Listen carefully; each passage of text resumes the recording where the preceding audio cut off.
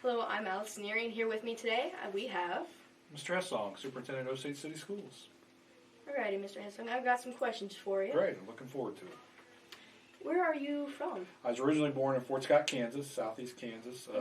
Born and raised there. My mom was a middle school math teacher, and Dad worked at the grocery store as a manager, and grew up there, and eventually went to Pitt State and graduated from there.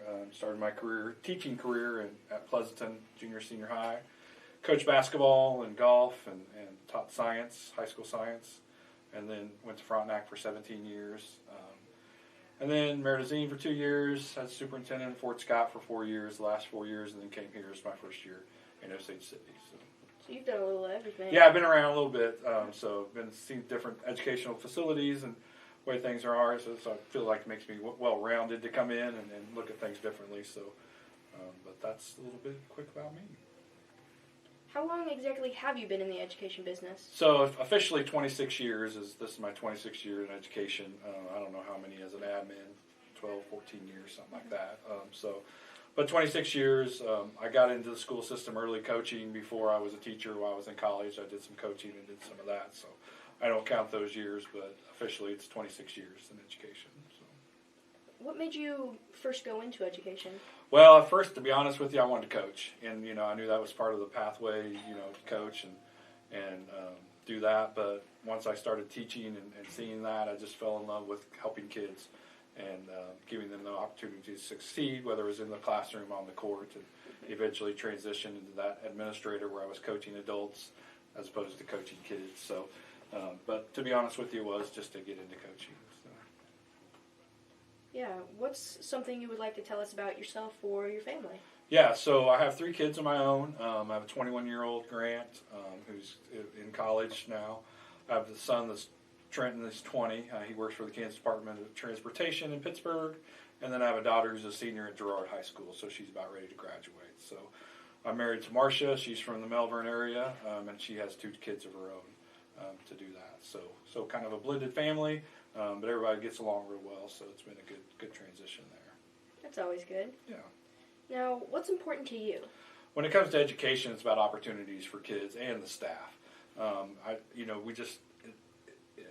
just want kids to feel engaged and involved in their school environment, and whatever that looks like, whether it's debate, forensics, football, basketball, scholarship, whatever. I want them to have opportunity to do those things so they can feel engaged in their school district, and that's what matters, is important to me when it comes down to it. So. And what do you see for Osage City in the next 5 years? Well, we're currently working on that plan with our school board. We have our final session to kind of establish some areas of focus. We're going to have 4 areas of focus that will be established, and then we'll have an action plan to go with that. And then we'll be planning out that after we put this together, will be our starting point. And then plan out the next 5 years, looking at the safety and security of the school with the facilities, looking at curriculum instruction and assessment. What do we need to be doing to prepare our kids academically? What is our hiring, recruiting, and retaining staff plan? And then the last one is that parent involvement and engagement. So we'll be building that action plan here and hopefully have that in place by the end of this school year. As we transition into next school year, we'll be able to get that going and have a focus for our staff, for our community, as well as the kids to know where we're headed in the next 5 years. And my last question, what do you like to do for fun? So several things. Obviously, I'm into sports. I love basketball, KU basketball. I know some people aren't going to be too thrilled about that, but I'm a big KU basketball fan. I like to play golf in my downtime. What I like the most to do is mow. Some people find that crazy, but it's my therapy time. And then I just kind of like to brag about myself being the self-proclaimed king of Candy Crush. So we spoke earlier, you're way off on my levels of what you thought I was, but I'm currently at 5,280 some levels, so I would say I'm the king of Candy Crush. I would say that as well. Well, thank you. Definitely. I appreciate that. Yeah, thank you for being here with me today. Yeah, I appreciate you taking the time. Mm-hmm. Hello, Osage City High School. We've got a really important PSA for you here today. I'm here with our very own Mrs. Jenkins. Thank you for joining us. You're welcome. Thanks for having me. All right, so we've got some really exciting things to explain about our 4th quarter incentive. So we've done we only got to do 2. Right. But we right. were going to do 3. So what is our 4th quarter incentive? So student council met and they basically brought the idea to me that they would like to be able to sleep in for fourth quarter. And so after doing some thinking, after talking it over with Mr. Hessong, our superintendent, we finally decided that this might be a good opportunity to do that during fourth quarter. Yes, we wanted to make sure that the students who are participating in sports still got to benefit from the incentives, and so much goes on in the afternoons. Correct, yeah. So it was a great idea. Yeah, awesome. So we'll get to sleep in for a little bit and kind of take a break since fourth quarter so hectic. It is very All right, so that's exciting. So how are we going to keep the kids who didn't make it going to school, though? Because this seems kind of like an opportunity that people could take advantage of. Sure, that's a great question.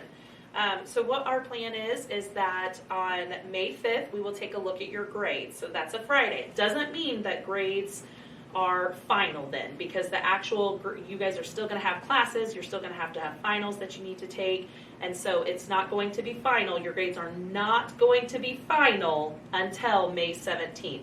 However, on May 5th, because it was also brought up that you guys wanted the seniors to be able to participate, so on May 5th, what we'll do is we'll take a look at everyone's grades and attendance, and if you have C's and above in all of your classes and you have less than 7 absences, then we will put you on the list and we will notify you of this on Monday, May 8th. And so the actual sleep-in will take place on Tuesday, May 9th. Perfect. Yep, May 9th. And so then what will happen is you will be able to miss seminar and first block, but you will have to report to school at 10:13. Okay. So what that means is if the students don't show up and they're not on that list, they will get an unexcused absence, and then they might even probably come have a conversation with Mrs. Jenkins, which isn't always a pleasant one. Yeah, I can see that. All right. Okay, well, that sounds great. What happens, are you going to be excused from first block's work because you're not going? That's a great question. I feel like I don't feel like you should be excused from that work because in life I feel like we have responsibilities, like, if Mrs. Jenkins, has to leave or something, Right. You still have to make it you up. still have to make it Yeah. up. Yeah. So you will still have to make up that work that the teacher has prepared for you. You will just be able to sleep in during that time. So you might have to find a different time where you do have to make that work in and still be responsible for turning it in. Okay, so in the scenario of, let's say I have a test first block and I don't want to miss it. Okay. Could I sleep in during seminar and then come into first block because I qualify? Yeah, I think that's a great plan. I think that if you have a test, you still need to err on the responsible side and sleep in maybe during seminar, but then come to your first block so you still get that test taken. So That there's would a be little bit great. of flexibility there. Little bit of flexibility, so that's a great solution. So this is a time for us to allow you as high schoolers to be responsible, to see kind of what your adult-like skills would look like, Yeah. and I feel like that's fair. Well, I think that's great. And you said this is going to be May 9th, right? Tuesday, May 9th? Correct. It's going to be Tuesday, May 9th, so a day before the seniors' last day. Yes, okay. Well, so everybody, this sounds like we're super excited about this incentive. So make sure you keep your grades up, C's and above. That's right. No, more than 7 absences. Correct. Can't go to the office. Also correct. And am I missing anything? I think those were the 3 things. All right. I think so. All right, Yeah. so just make sure you're keeping up your qualifications for the last 2 incentives, and you'll be able to sleep in on Tuesday, May 9th. Thank you for joining us, and have a great day. Hi, we're back with another regional band competitor, and I believe you made it to state, right? Yes, I am. Awesome. Well, this is Trace Gardner, and thank you so much for joining us. Oh, thank you. So, first of all, what makes concert band regionals different than, like, a marching band?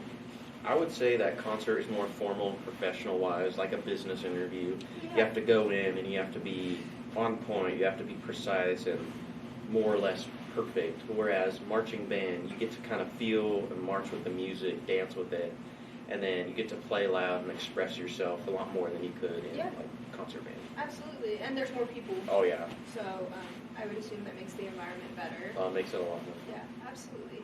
What is the hardest part about learning to play the trumpet? I would say figuring out how to buzz when you first start playing the trumpet, figuring out what you need to do with your mouth and all that stuff to make some sort of noise through the trumpet. And after that, Mr. Nick, our teacher, will take over, and he does a great job with the kids, Yes, absolutely. especially with being calm, but still pushing them he helps develop them into future players. Yeah, absolutely. Well, I know for sure that's why I didn't play trumpet, because I couldn't figure out how to buzz. But you guys are great. What is when you leave in a month or two? What are you gonna miss the most about bands? I would say probably a pep band with the football and basketball season. Yeah. You get to play different kind of like pep songs, and you get to be free, kind of like marching band and all that stuff. And I won't forget that football game where Kyle and Halen stole my mustard out of my lunchbox and praised it like it was like the second coming. Especially, they just stole it out, did that, and then a pineapple came out of nowhere, and that was like the next like third coming. I don't even. That was hard to forget. You'll Yeah. never ever forget that. Absolutely. So you're going to Pitt State next year. Yes, I am. Yes. Are you going to be continuing your band career, or are you going to leave it at the end of senior year? I'm going to be continuing my band career. Awesome. That is so cool. Well, good luck with that. Good luck at state on the 29th. Yes. Yes. Okay. So good luck. Everybody wish all of our state competitors luck. But thank you for joining us. Yeah, Tracy. thank you. Thank you.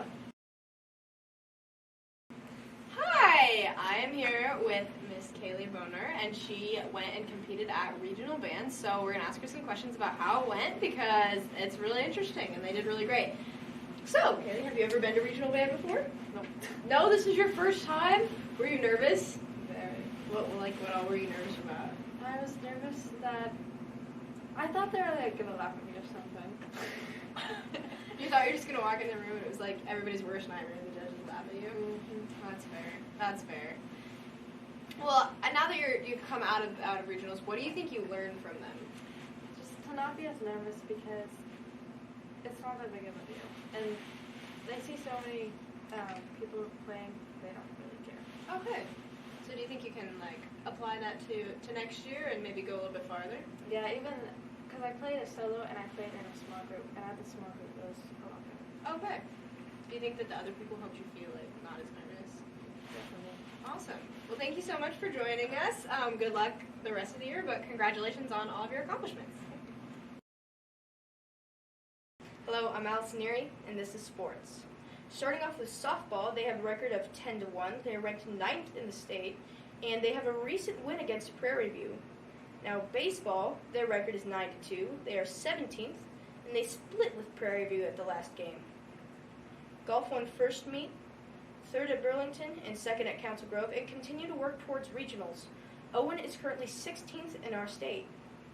Now, track, they are currently setting PRs, and they plan on continuing to do that. They got 2nd at Council Grove, which was the most recent tournament, and weather hasn't been very good all season, but they've continued to look towards brighter days. Thank you.